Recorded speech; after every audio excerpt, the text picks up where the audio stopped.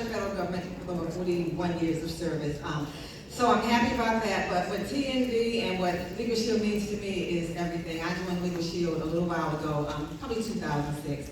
And every time I came, when I first came, I was up in the nosebleed. I said, I'm going to get down on the floor. The next time we came, we were down in the director level. But that was where, I kind of sat there and thought I was good. Like, fast forward, I kept coming in, I was stuck. I said, I'm going to get to ED. I got to ED. I'm super excited about that. The next level is a ring. But what TNV and what Legal Shield means is we have something. What we have is just amazing, and we just need to get out there. For me, get out of my own way and tell more people, tell more families, just tell more business owners, the full service is where I'm going to head, and the best is yet to come. And I'll be coming down.